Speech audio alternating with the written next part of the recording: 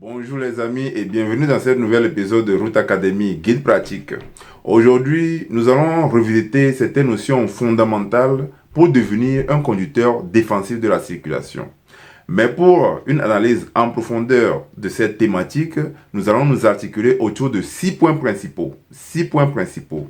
Au premier point, nous allons réexaminer 2 définitions de ce que c'est que la conduite défensive et nous tirerons une nuance. En 2, nous allons redéfinir ce que c'est que action raisonnable. En 3, la définition de action raisonnable va porter une conséquence, c'est la redéfinition de la notion de accident évitable. En 4, nous verrons un fait troublant par rapport aux accidents de la route qui a été révélé par les statistiques et l'observation. En 5, nous verrons quelques caractéristiques qu'il faut développer en tant que conducteur défensif de la circulation. Puis en 6, nous proposerons quelques questions d'évaluation pour voir dans quelle mesure nous maîtrisons les notions fondamentales à la conduite défensive. Si vous êtes prêts, alors allons-y.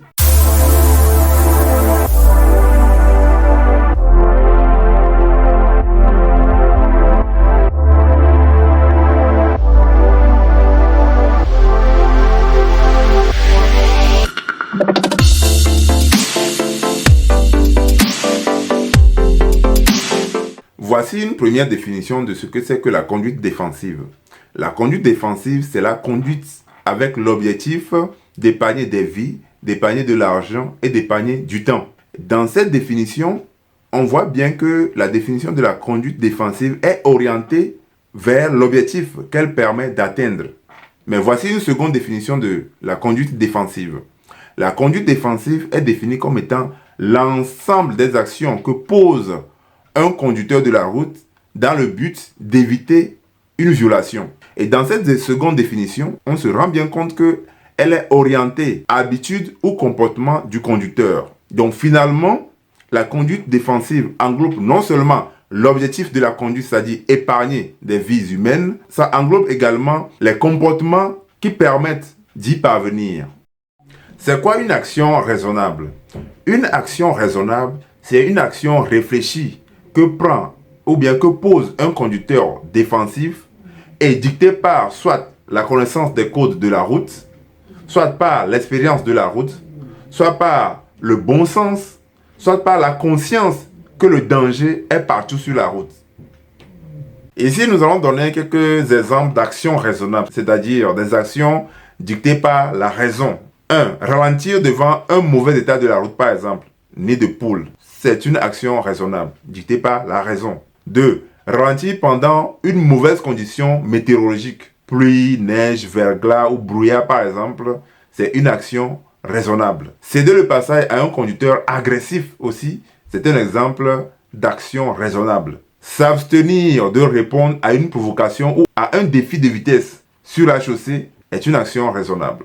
Mettre sa ceinture de sécurité et demander aux passagers de son véhicule de mettre les leurs est une action raisonnable. Respecter les limites légales fixées sur les routes sont également des actions raisonnables. Donc, les actions raisonnables vont porter une conséquence sur la définition de la notion d'accident évitable. C'est ça que nous allons voir dans la séquence suivante. Au vu de ce qui précède, comment définir un accident évitable? Comment définir la notion d'un accident évitable? Un accident évitable, c'est un accident qui survient parce qu'un ou plusieurs utilisateurs de la route ont manqué de poser un acte ou des actes raisonnables. Tout court, nous pouvons donner un exemple de quelqu'un qui manque de poser un acte raisonnable, par exemple, quelqu'un qui brûle le feu rouge, par exemple. Maintenant, nous allons partager avec vous un fait particulier et troublant que révèlent les statistiques. Les faits, les statistiques et l'observation montrent que presque la majeure totalité des accidents qui surviennent chaque année sont prévisibles. Donc s'ils sont prévisibles, donc ils sont évitables. Néanmoins, la question qui se pose est de savoir pourquoi presque tous les accidents de la route sont-ils évitables et pourtant nous avons ce nombre élevé de taux d'accidents chaque année? Ou bien la réponse tient en un seul mot qui peut vous surprendre. C'est le choix. Voici quelques caractéristiques de la conduite défensive ou des qualités qu'il faut cultiver si l'on veut devenir un conducteur défensif de la circulation. 1. Conduire de façon à épargner des vies. 2. Conduire de façon à épargner de l'argent. 3. Conduire de façon à épargner du temps. 4. Conduire de façon à devenir un modèle pour d'autres utilisateurs de la route. Lorsque nous voyageons ou bien lorsque nous utilisons la chaussée, la route ou bien les autoroutes, il nous est très facile d'identifier ceux qui sont de bons conducteurs et de ceux qui sont des mauvais conducteurs. Et les mauvais conducteurs sont des gens qui mettent inutilement en danger la vie des autres utilisateurs de la route. Nous ne voulons pas les ressembler. 5. Nous devons devenir des conducteurs communicatifs. Un conducteur communicatif est un conducteur qui communique, qui émet des signaux avant de poser une action ou de faire ses manœuvres. 6. Nous devons être également des conducteurs coopératifs. Un conducteur coopératif, c'est un conducteur qui fait attention aux signaux qu'émettent les autres et qui répond favorablement. 7. Nous devons devenir aussi des conducteurs qui prennent des précautions. Un conducteur qui prend des précautions est un conducteur qui, dans une situation donnée de la circulation, peut anticiper le danger propre à la situation dans laquelle il se trouve. 8. Nous devons être des conducteurs au contrôle, non seulement de notre véhicule, mais de notre émotion. 9.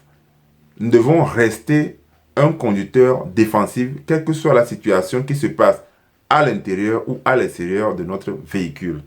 À présent, voici quelques questions pour permettre à l'audience d'évaluer sa maîtrise et sa connaissance des notions fondamentales propres à la conduite défensive.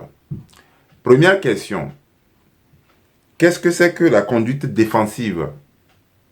Deuxième question. C'est quoi une action raisonnable de la part d'un conducteur défensif? C'est quoi un accident évitable? Et 4.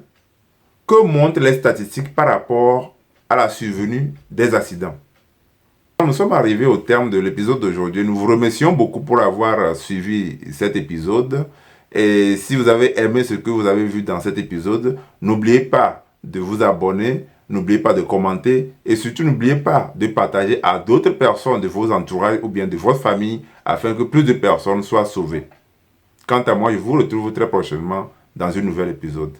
Salut!